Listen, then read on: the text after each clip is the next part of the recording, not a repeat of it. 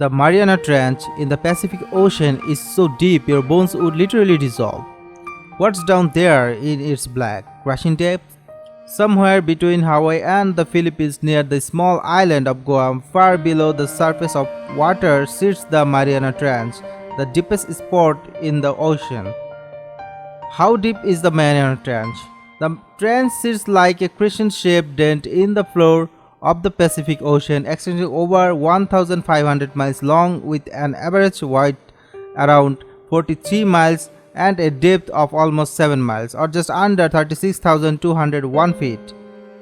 At that depth, the weight of all water above makes the pressure in the trench around 1,000 times higher than it would be in, say, Miami or New York.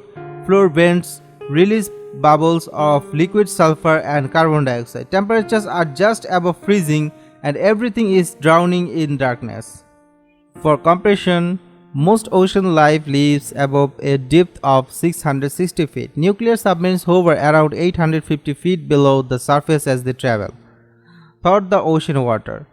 Whales are not usually seen below about 8,200 feet. The site of Jack and Rose 2, albeit fictional, love, the sunken Titanic, can be found at 12,467 feet.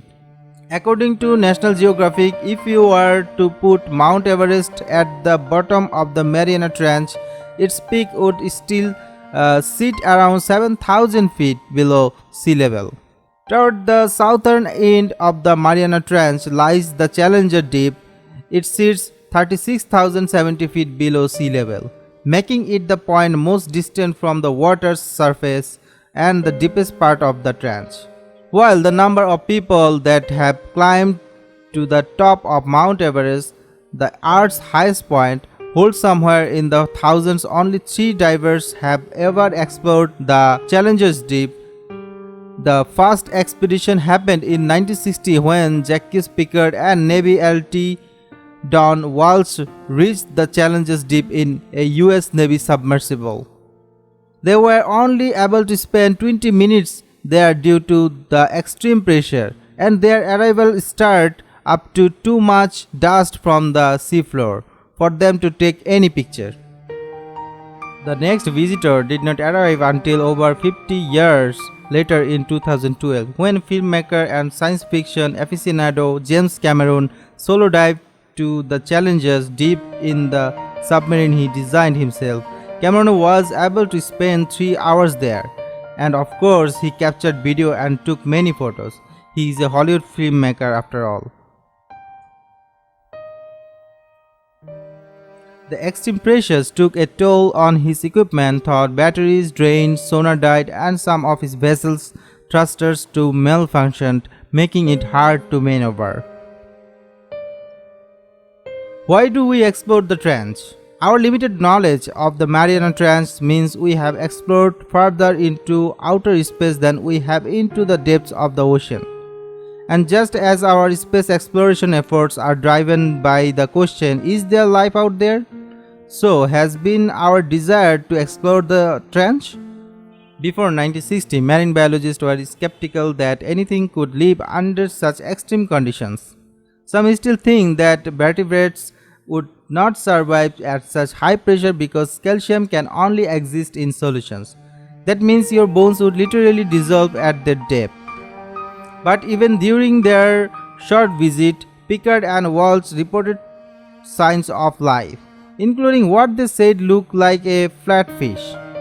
Although some scientists later argued that it must have been more of a sea cucumber. On his expedition, James Cameron described the floor of Challenger's Deep as very lunar, as in fairly barren when it came to life. But his investigations revealed new species of bacteria and some small invertebrates that were all able to make a life of themselves even in the deepest spot in the trench. A slightly shallower depths, think very deep instead of very deep. Expeditions have found a variety of ocean life that make the rest of the trench their home.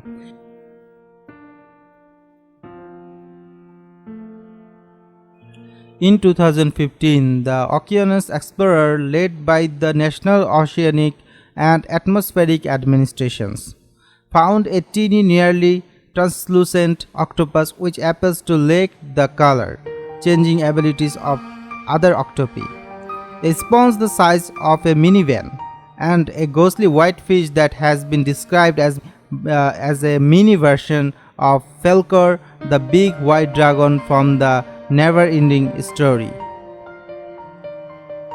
Understanding how life can survive under such extreme conditions can help us understand how life may have originated on Earth when our planet was hotter and more volatile than it is today.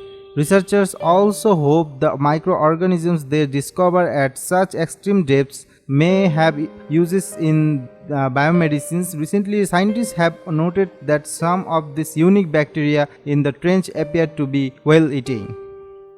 How did the Mariana Trench form? The Mariana Trench is not alone. There is a whole network of deep trenches that curve their way along the bottom of the ocean. They are a result of the collision of two tectonic plates. When two of the slabs of rock that make up the surface on the earth move and crash into each other, one slab can be forced underneath the other, creating a trench.